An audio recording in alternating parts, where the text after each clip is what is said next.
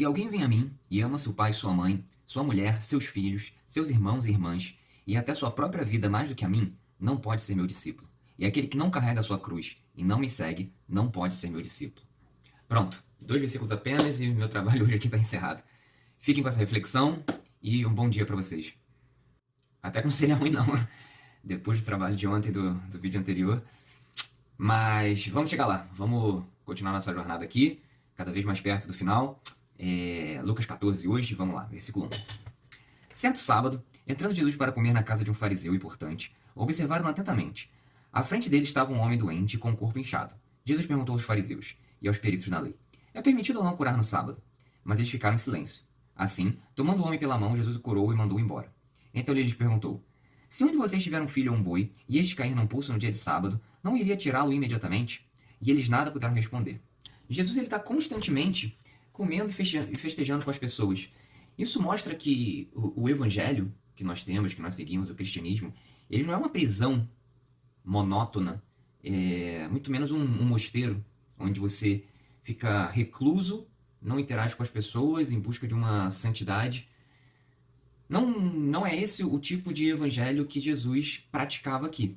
Jesus ele estava constantemente se alegrando, comendo e festejando com aquelas pessoas. O grande X da questão aqui não é você se apartar do mundo e se excluir. É você viver no mundo, aproveitar as coisas boas desse mundo, sem se contaminar com a maldade e com o pecado. Quem foi o criador de todas as coisas? Quem criou o mundo? Quem criou a praia? Quem criou a natureza? Quem criou a neve? Quem criou todas as coisas? Não foi Deus? E no final de cada criação que acontecia, Deus via que era boa a criação. Então o evangelho do cristianismo, ele, apesar de prezar pela santidade, ele não indica que nós temos que nos excluir do convívio social. Até porque, como Jesus já mencionou anteriormente, quem precisa de cura são os doentes, não são os que estão curados. Quem precisa de comida é aquele que está com fome. Então não adianta levar comida na casa de uma pessoa que tem muito o que comer. Eu tenho que levar comida na pessoa que não tem o que comer. Então não adianta eu ficar apenas cercado com pessoas cristãs, nos enriquecendo do evangelho juntos e não compartilhando com as pessoas que estão famintas, precisando também comer do pão nosso de cada dia. Então, essa é uma coisa interessante que a gente vê aqui. E a segunda é que, novamente, Jesus vai curar alguém no sábado. Novamente, Jesus vai confrontar os fariseus. Ele vai lá e coloca o dedo na ferida. E aqui, ele vai lá e, antes de curar, dessa vez ele pergunta: é permitido curar no sábado? E aqueles fariseus ficaram em silêncio. Por quê? É importante entender aqui que Jesus ele não estava indo contra a lei.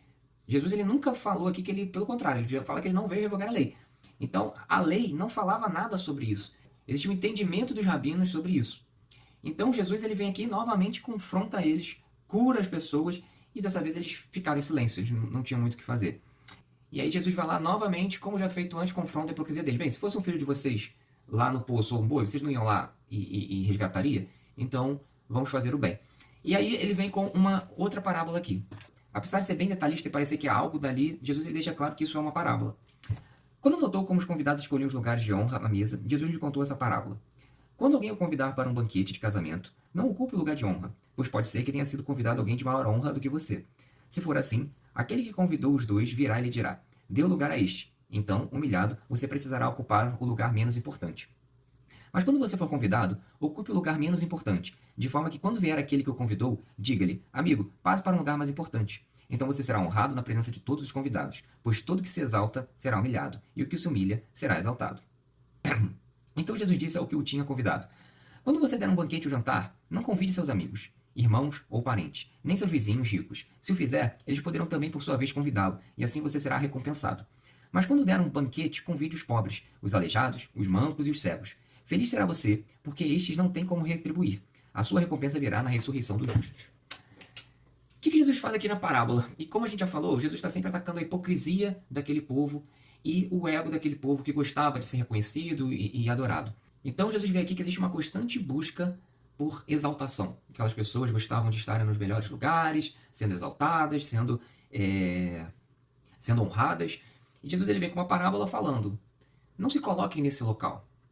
Por quê? Porque pode vir alguém que é mais importante que vocês, e vocês serão colocados em segundo lugar. Então aqui a gente pode entender essa parábola de duas formas. A primeira, Jesus falando sobre ele mesmo, ou seja, falando para os mestres da lei, para os fariseus, para os líderes de sinagogas: pessoal, não tentem colocar-se num local que não é o de vocês devido. Vocês não são deuses. Eu sou Deus. Então, se vocês tentando se colocar acima de mim, vocês vão ser humilhados, porque eu sou Deus, eu estou acima. Tocando diretamente no problema deles de orgulho. E o outro é Jesus falando para o povo judeu em si mesmo. Por quê? Porque o povo judeu, por causa da aliança de Deus com Abraão, se considerava um povo superior aos demais. Por quê? Porque acreditavam que a salvação seria somente para eles. E de fato o era. Jesus tinha uma aliança com o povo judeu, ponto. Isso gerou neles um orgulho, mas não um orgulho bom, um orgulho ruim, de que eles se colocavam num patamar superior aos demais porque eles eram escolhidos de Deus.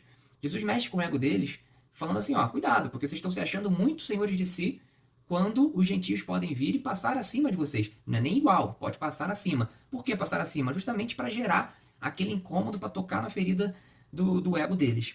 E depois, ele fala diretamente aqui para o fariseu que eu tinha convidado, que para quando ele fosse dar um banquete, que ele não chamasse os seus amigos, as pessoas ricas ou outras pessoas que poderiam chamar-lhe para retribuir isso futuramente. Então, hoje eu estou chamando essas pessoas aqui, vou fazer um banquete maravilhoso, e depois essas pessoas vão me chamar para as suas casas também, vão fazer um banquete maravilhoso, vão retribuir isso que eu estou fazendo. E ele fala para chamar os cegos, os pobres, os aleijados, os mancos. Antes da gente falar disso, é importante entender a diferença cultural daquela época para a nossa, tá? Hoje, nós fazemos nossas refeições como? A grande maioria de portas fechadas nas suas casas com as suas famílias, correto? Não era o costume daquela época. Naquela época, as pessoas faziam as suas refeições de porta aberta, eram pessoas que se conheciam porque eram pequenos vilarejos, todo mundo se conhecia, e tinha esse costume da pessoa estar comendo, uma pessoa vir, sentar ali e tal. Era uma grande comunidade, digamos assim.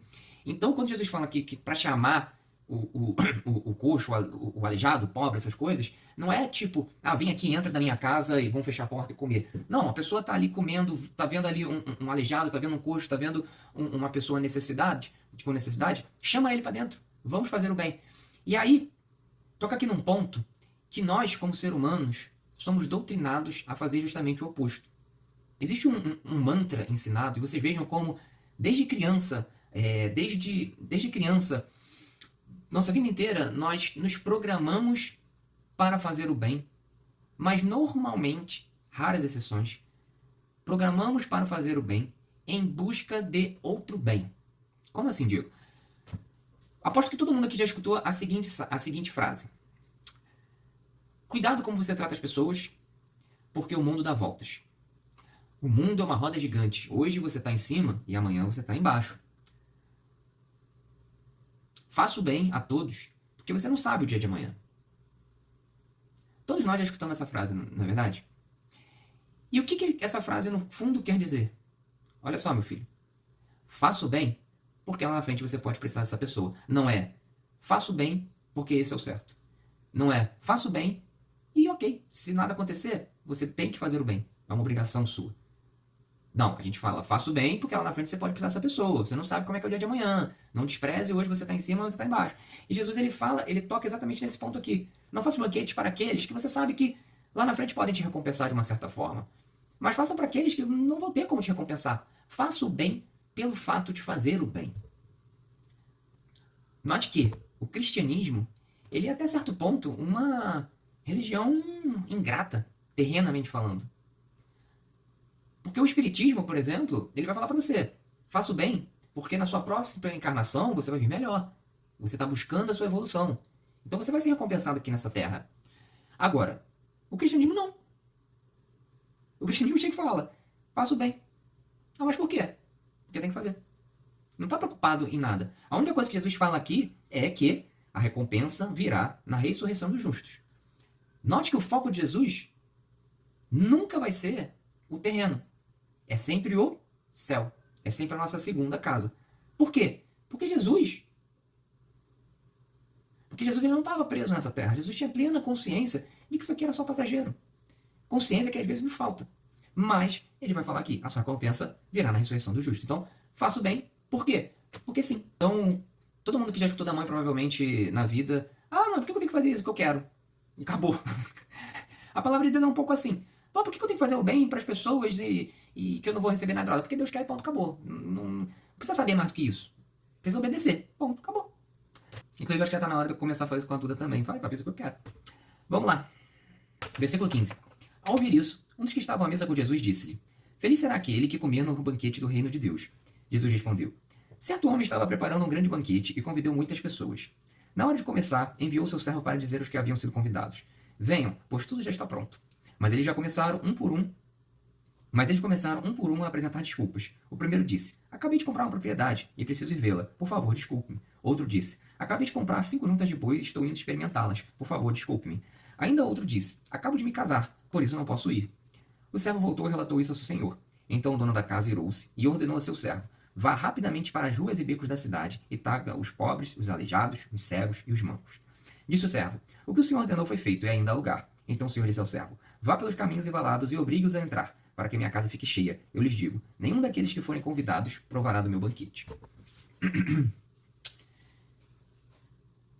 Imagina a seguinte cena. Nós temos um casal na igreja que vai casar, já mandou os convites, as pessoas já enviaram suas confirmações se vão ou não. Eles começaram a preparar o casamento e, de repente, no dia do casamento, e aí, tá chegando? Ih, não vai dar pra eu ir não, eu resolvi comprar uma casa agora. Ah, tá bom. E aí, cadê você? Tá vindo? Não dá não, acabei de ter que fazer um negócio aqui no trabalho. E assim sucessivamente. Consegue imaginar o quanto essas pessoas ficariam frustradas e iradas por todo o trabalho que tiveram e foram desprezadas? É mais ou menos isso que Jesus está falando aqui, que aconteceu com o banquete do reino de Deus. Jesus está fazendo aqui essa parábola falando justamente do reino de Deus. E acredito que, depois de todos esses capítulos, vocês já entenderam essa parábola sem até não precisar explicar. Correto? Jesus está falando com o povo judeu que eles foram convidados para o banquete do reino de Deus e eles desprezaram. Então o que aconteceria? A casa não ficaria vazia. Deus, ele é grande e o reino de Deus, ele é grandioso. Não é Deus que precisa da gente. Não é Deus que depende da gente. É o inverso. Então se nós não quisermos fazer parte do reino de Deus, outras pessoas virão. Jesus fala lá que se os homens não clamarem, as pedras clamarão. Jesus ele não precisa do louvor e da adoração sua e minha. É uma dádiva para nós fazer isso. Porque se ele quiser, ele faz as pedras, os animais, a mula cantar louvores para ele, adorá-lo. Ele não precisa da gente. Então, Jesus aqui ele está falando justamente para o povo judeu que eles rejeitaram o Messias e que logo todos os outros e que logo os gentios tomariam esse lugar no banquete e que eles ficariam de fora. E aqui é muito interessante que eu vou deixar só a pulguinha atrás da orelha e depois, se quiser, o pastor vai a fundo nisso aqui. No versículo 23. Vá pelos caminhos e valados e obrigue-os a entrar, para que a minha casa fique cheia. E até na minha Bíblia aqui de estudo, se omitiram contra esse versículo 23. Mas tudo indica que não é uma questão aqui de obrigue-o no sentido dessa palavra, de venha contra a sua vontade. Mas sim de, como a gente já viu anteriormente, de um chamado urgente, de você ir com ativez pregar o evangelho, trazer as pessoas para dentro da casa de Deus, para que eles que desconhecem o que é isso, eles que desconhecem o que é esse banquete que nós conhecemos, essa maravilha, venham e entrem dentro do reino de Deus e participem desse banquete. Para encerrar, a gente tem o texto que contém o início desse vídeo. E antes da gente começar, eu quero trazer 2 ilustrações, e no final você vai dizer, ah não, Jesus é essa ilustração ou essa. Porque aqui tem palavras duras que é importante a gente entender o motivo delas para não distorcê-las. Imagine a primeira ilustração, um político. Um político, a gente está chegando perto aí de eleição novamente, então chega o candidato de prefeito do Rio de Janeiro. Palanque montado, todo mundo ali, e chega ele e começa. Pessoal, eu quero que vocês votem em mim, eu preciso da confiança de vocês para chegar ao poder. Quando eu chegar ao poder, vocês vão ver que a situação de vida de vocês vai piorar. Vocês vão perder a casa de vocês, vocês vão perder o Bolsa Família de vocês, é o Bolsa Família que é tanto falado, né? O Bolsa Família de vocês, a saúde vai piorar, Muito provável vocês vão começar a ter intrigas dentro de casa com a sua família. Votem em mim. Acredito que esse daí teria um total de 0 votos, né? E o segundo é o médico, como esses médicos sem fronteiras, esse pessoal que vai para regiões precárias. E ele fala, pessoal, eu preciso do voto de confiança de vocês. Tem muitas pessoas no vilarejo tal que não têm nenhum acesso à saúde, estão morrendo pela doença, pelo coronavírus, e a gente precisa levar a vacina lá. Então eu preciso que vocês venham comigo. Só que é um vilarejo longe. Então, provavelmente a gente não vai ter o que comer, provavelmente a gente vai ter que ir com pouca bagagem para não pesar, provavelmente a gente vai passar alguns perrengues no caminho, sem luz, sem banho, provavelmente vocês não vão conseguir se comunicar com a família de vocês por muito tempo, mas a gente precisa ir ali cuidar desse povo. Vamos ler agora a parábola e vamos ver onde Jesus se encaixa aqui. Versículo 25. Uma grande multidão ia acompanhando Jesus. Este, voltando-se para ela, disse: Se alguém vem a mim e ama o seu pai, sua mãe, sua mulher, seus filhos, seus irmãos e irmãs, e até a sua própria vida mais do que a mim, não pode ser meu discípulo. E aquele que não carrega sua cruz e não me segue, não pode ser meu discípulo. Qual de vocês, se que quiser construir uma torre, primeiro não se assenta e calcula o preço, para ver se tem dinheiro suficiente para completá-la? Pois se lançar o alicerce e não for capaz de terminá-la, todos os que a virem rirão dele, dizendo: Este homem começou a construir e não foi capaz de terminar. Ou, qual é o rei que, pretendendo sair à guerra contra outro rei, primeiro não se assenta e pensa: se com 10 mil homens é capaz de enfrentar aquele que vem contra ele com 20 mil?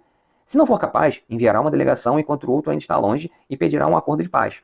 Da mesma forma, qualquer de vocês que não renunciar a tudo que possui não pode ser meu discípulo. O sal é bom, mas se ele perder o sabor, como restaurá-lo? Não serve nem para o solo, nem para o adubo. É jogado fora. Aquele que tem ouvidos para ouvir, ouça. Jesus aqui, quando ele faz menção a essas palavras que eu disse no início, ele está falando da urgência e da necessidade de levar a palavra de Deus para as pessoas, de você ser um discípulo. Isso significa que, por conta desse sacrifício, por conta da necessidade de você carregar essa cruz, de levar o evangelho para todos, pode ser que você encontre situações em que você vai ter que colocar coisas da sua vida em segundo plano. Jesus em nenhum momento está falando que nós não devemos amar nosso pai, amar nossa mãe, muito pelo contrário, ele fala lá, honra teu pai e tua mãe, mas ele fala que existe uma hierarquia. E essa hierarquia é como esse médico que abre mão da sua vida, que abre mão das suas coisas para chegar a locais de difícil acesso para levar a cura. Então Jesus aqui ele está nos chamando para, assim como esse médico, levar a cura através da palavra de Deus e que isso pode nos custar, em alguns momentos, em alguns casos, esse convívio com a família, por exemplo. Muitos missionários deixam todas as coisas da sua vida aqui para irem para locais, alguns locais até mesmo hostis, que ele vai correr risco de vida. Esse é o preço para ser um discípulo de Jesus. Então, no final, ele vai falar que o sal é bom, mas que se ele perder o sabor, de nada serve. Ou seja, nós somos sal nesse mundo, mas se o sal não for usado para salgar, ele não serve de nada. Se o sal ele não for usado para conservar os alimentos, ele não serve de nada. Então, nós precisamos ter uma serventia, nós precisamos estar ativos. E a Bíblia é tão rica que até dica de economia e dica de estratégia Jesus dá aqui. Tinha um político aqui que poderia ter escutado isso e evitado muita coisa. De economia. Quem é que começa uma obra? Quem é que faz as coisas? E muitas pessoas precisam escutar isso.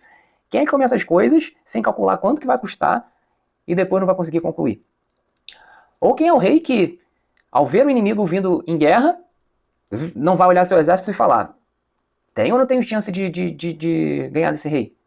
Tenho ou não tenho chance de ganhar essa guerra? Vai dar uma de maluco com 10 pessoas contra 1 milhão. Se ele vê que não vai dar certo, ele vai lá e vai tentar a paz para não ser aniquilado. E o que Jesus quer dizer aqui na questão de discipulado?